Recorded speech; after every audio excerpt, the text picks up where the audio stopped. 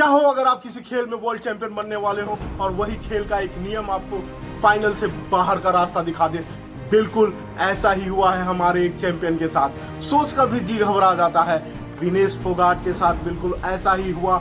इस साल के ओलंपिक में उन्हें गोल्ड मेडल जीतते जीतते वंचित रहना पड़ा। एक नियम ने उन्हें बाहर का रास्ता दिखा दिया। वो नियम था, उनकी कैटेगरी में जो वजन था 100 ग्राम, महज 100 ग्राम अधिक था, जिसके कारण उन्हें डिस्क्वालीफाई कर दिया गया।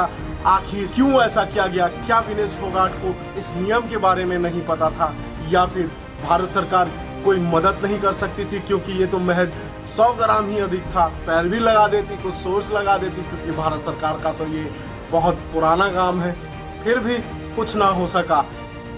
या फिर इसमें प्लेयर खुद दोषी हैं? क्या कर रहे थे विनेश फोगाट के कोच और फिजियो?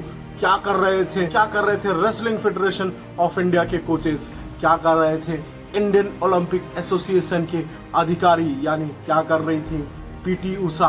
क्यों नहीं इस पर ध्यान दिया गया? कौन है जिम्मेदार? सब कुछ जानेंगे इसी वीडियो में। बहुत गहरा गाँव है ये ओलंपिक का। पता नहीं, मतलब मुझे लगता है टाइम लगता है उसको करने में। इतना दुख में रहते देशवासियों का, दुख में परिवार का अपना।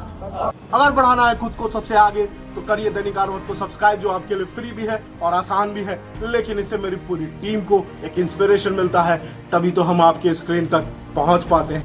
11 अगस्त 2024 को इंटरनेशनल ओलंपिक एसोसिएशन ने जब ये घोषणा की कि 50 केजी रेसलिंग कैटेगरी में चैंपियन होंगी हिंडलब्रांड, तो पूरी दुनिया के साथ उनको भी भरोसा नहीं हुआ। ऐसा इसलिए क्योंकि विनेश फोगाट को डिस्क्वालीफाई कर दिया गया था महज 100 ग्राम लिमिट से अधिक होने पर। यानी उनका वजन 50 केजी 100 ग्राम था, जो लिमिट से सिर्फ 100 ग्राम अधिक था। आखिर हिंडलबर्ग को क्यों शौक लगा इसके बारे में? क्योंकि विनेश फोगाट ने सेमीफाइनल में पिछली बार की ओलंपिक चैंपियन यानी वर्ल्ड चैंपियन जापान की यूई सुसाकी को हरा दिया था। तो हिंडलब्रांड को भी लग रहा था कि फाइनल वो बड़े आसानी से हार जाएंगी, लेकिन हुआ कुछ अलग। विनेश फोगाट को डिस्क्वालीफाई किया गया ओवरवेट में। आखिर क्यों किया डिस्क्वालीफाई? क्या था इसके पीछे कारण? विनेश फोगाट को तो पता होगा कि उनका वजन ज़्यादा है, तो फिर उन्होंने वजन कम करने की कोशिश क्यों नहीं की? क्यों नहीं इंडियन ओलंपिक एसोसिएशन के चीफ मेडिकल ऑफिसर ने उनकी हेल्प की? सभी चीज़ों को बिंदुवार समझेंगे, बने रहिए वीडियो के अंत तक। जानेंगे ये भी कि कैसे भारत का पूरा स्पोर्ट्स सिस्टम जिम्मेदार है भारत का खराब ओलंपिक परफॉर्मेंस के लिए, क्योंकि हम पिछले बार के से भी ज़्यादा खराब परफॉर्मेंस किए हैं। और ये तब हुआ है जब भारत सरकार इतना पैसा झोंकती है भारत के खेलों में। विनेश फोगाट को 2 दिन पहले ही पता चल गया था कि उनका वजन 2 केजी अधिक है लिमिट से। तो फिर क्या कर रही थी वो? उन्होंने क्या किसी को बताया नहीं? उन्होंने अपने कोच को बताया। जी हाँ, आपने सही सुना, अपने कोच। तो अपने कोच यानी उन्होंने अपना कोच खुद ले गई थी। बिल्कुल, वो अपना कोच खुद ले गई थी।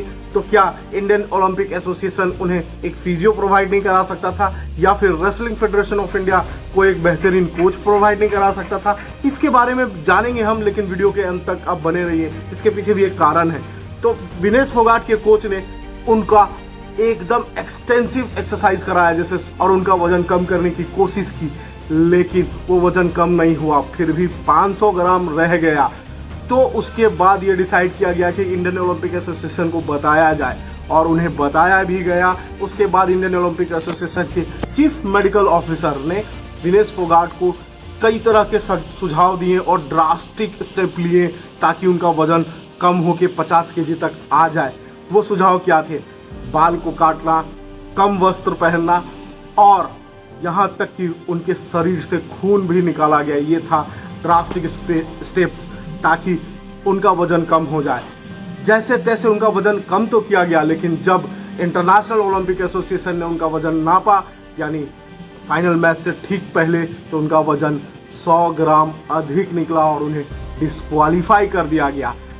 ये बात अब बड़ा गंभीर हो जाता है कि आप जब सेमीफाइनल मैच किसी खिलाड़ी को हरा देते हैं, वो भी एक वर्ल्ड चैंपियन को, उसके बाद आप ऐसी खुशी क्या मना रहे थे कि आपका वजन 2 केजी बढ़ जाता है सिर्फ 1 दिन के अंदर, और आप 4 दिन में वो 2 केजी कम नहीं कर पाते हैं। तो कहीं ना कहीं पूरा का पूरा सिस्टम भी दोषी है और प्लेयर भी दोषी है। प्लेयर को मैं उतना दोषी इसलिए नहीं मानता हूं कि प्लेयर अपनी खुशी में अपने डाइट का ख्याल नहीं रख पाता है, लेकिन डाइट का ख्याल रखने उसके कोच, उसके एसोसिएशन के फिजियो और फेडरेशन का कोच का काम है। इन सब के ऊपर भारत सरकार बहुत पैसा खर्च करती है, तो फेडरेशन ने कोई कोच क्यों नहीं प्रोवाइड किया था? उसके पीछे एक सबसे बड़ा रीज़न ये है कि रेसलिंग फेडरेशन ऑफ इंडिया के जो चेयरमैन थे वो कौन थे कुछ दिन पहले? ब्रिजभूषण दुबे, जो उत्तर प्रदेश से बीजेपी के सांसद हैं, यानी एक बीजेपी लीडर। एक स्पोर्ट्समैन को चेयरमैन बनाना चाहिए, ना कि एक नेता को। नेता चेयरमैन बनेगा तो हाल यही होगा। और उस ब्रिजभूषण के ऊपर विनेश फोगाट की बहन ने ही सेक्सुअल हैरासमेंट का आरोप लगाया था। तो क्या इसी वजह से विनेश फोगाट को रेसलिंग फेडरेशन ऑफ इंडिया की तरफ से कोच प्रोवाइड नहीं किया गया था? ऐसा तब हुआ जब भारत सरकार इतना पैसा खर्चा करती है स्पोर्ट्स में। जैसे आप खेलो इंडिया प्रोग्राम देख ही रहे हैं, उसके बावजूद भी हम पिछली ओलंपिक से ज्यादा खराब प्रदर्शन किए। हम इस बार मिला जुला के 6 मेडल लेके आए, जिसमें एक भी गोल्ड नहीं है। पिछली बार तो एक गोल्ड आ ही गया था जैसे तैसे। खेलो इंडिया प्रोग्राम का भी वही हाल है। भारत सरकार सिर्फ खेलो इंडिया प्रोग्राम में पैसे नहीं डालती है, स्पोर्ट्स यूनिवर्सिटी भी बना रही है। उसके बाद भारत सरकार जितने भी स्पोर्ट्स फेडरेशन है, जितने भी खेल हैं, उसके फेडरेशन में बहुत सारा पैसा डालती है। और जब पैसा आता है तो उसका चेयरमैन एक नेता बन जाता है, और जब चेयरमैन नेता बनता है तो उसके जो ब्यूरोक्रेसी है उसमें सरकारी बाबू आ जाता है। उसके बाद क्या होता है? उन फेडरेशनों में करप्शन होता है। क्रिकेट की तरह नहीं है। क्रिकेट में क्या होता है? प्लेयर्स को सैलरी मिलती है, वो इसलिए मिलती है कि उसका जो एसोसिएशन है वो इंडिपेंडेंट है, उसके जो मेंबर्स होते हैं वो ज़्यादातर एक्स क्रिकेटर ही होते। उसी तरह हमारा मानना है कि जितने भी स्पोर्ट्स हैं उनके फेडरेशन में जो चेयरमैन हो या फिर उसके जितने मेंबर हो या फिर उसकी पूरी ब्यूरोक्रेसी एक्स प्लेयरों से भरी होनी चाहिए, तभी जाके आप उसमें कुछ कर पाएंगे। और हाँ, प्लेयरों को सैलरी मिलनी चाहिए। क्यों? अब आप कहिएगा कि प्लेयरों को तो सैलरी मिलती है, वो कैसे? स्पोर्ट्स कोटा में रेलवे में नौकरी हो जाता है, बहुत सारी सरकारी कंपनियों में, सरकार की संस्थाओं में स्पोर्ट्स कोटा में इनकी नौकरी हो जाती है। लेकिन वहाँ वो क्या करते हैं? वो 8 से 10 घंटा नौकरी करते हैं, उनकी प्रैक्टिस नहीं होती है। जो 8 घंटा नौकरी करके आएगा वो 1-8 घंटा प्रैक्टिस करके ओलंपिक में गोल्ड जीत लेगा? बताइए। जब आप खेल के लिए सैलरी दोगे तो वो सिर्फ खेलेगा, तो 100-150 मेडल तो जरूर लेके आएगा हर एक स्पोर्ट्स में। हमारा हर एक स्पोर्ट्स में नहीं, हर एक स्पोर्ट्स में मिलाकर 100 मेडल तो हमारे देश में आ ही जाएगा ओलंपिक में। लेकिन हम इस तरफ नहीं सोचते, हम सिर्फ पैसा डालते हैं और पीछे से सरकारी बाबू भेज देते हैं, और वो सरकारी बाबू सारा पैसा अपने उपयोग के लिए यूज कर लेता है। उसके बाद प्लेयर क्या करे? प्लेयर अपना ही कोच लेके जाता है, क्योंकि उन्हें सही तरह से फैसिलिटी नहीं मिलती है। फैसिलिटी सिर्फ कागजों पे है। तभी तो हाल ही के दिनों में इतना बड़ा आंदोलन हुआ था स्पोर्ट्स के लिए को लेकर। ऐसा इसलिए भी होता है कि हम इन इंडिविजुअल स्पोर्ट्स का कोई भी मैचेस नहीं देखते हैं, चाहे इन स्पोर्ट्स का वर्ल्ड कप क्यों ना हो रहा हो। हम मैच देखने में बड़ा कंजूसी कर देते हैं। अगर हम मैच देखेंगे नहीं तो टीवी राइट्स कैसे आएंगे? कैसे इन स्पोर्ट्स के एसोसिएशन या फेडरेशन पैसे कमाएंगे?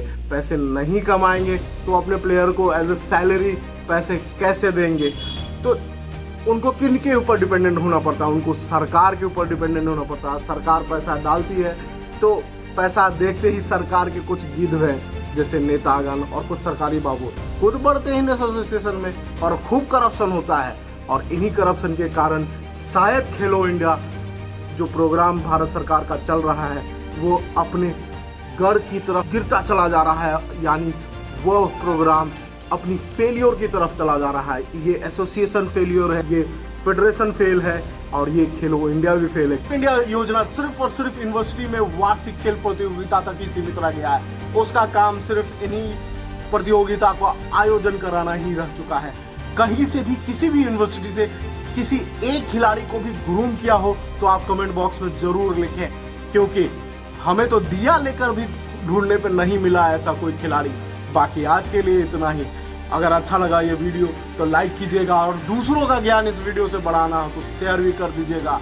चलता हूँ, नमस्कार। लेकिन जाने से पहले एक बात मैं बता दूँ, हम कलकत्ता रेप कांड पर क्यों नहीं वीडियो बना रहे हैं, क्योंकि हमें यानी मुझे ऐसी घटनाओं पर काफ़ी दुख पहुंचता है, और मुझे अपने मर्द होने पर भी शर्म आती है, क्योंकि ऐसी घटना औरतों पर एक मर्द ही करता है। इसी वजह से हम इसकी काफ़ी आलोचना करते हैं और इस पर वीडियो बना के कोई सब्सक्राइबर गेन नहीं करना चाहते हैं, ना ही कोई पैसा कमाना चाहते हैं। ये अत्यंत दुख की घड़ी है। हमारा यानी दैनिक आर्यावर्त का उस परिवार के साथ संवेदना है और ईश्वर उनको बल दे। आज के लिए इतना ही, चलता हूँ। जय हिंद नहीं कहूँगा क्योंकि इतनी बड़ी घटना अंदर से झकझोर दी है।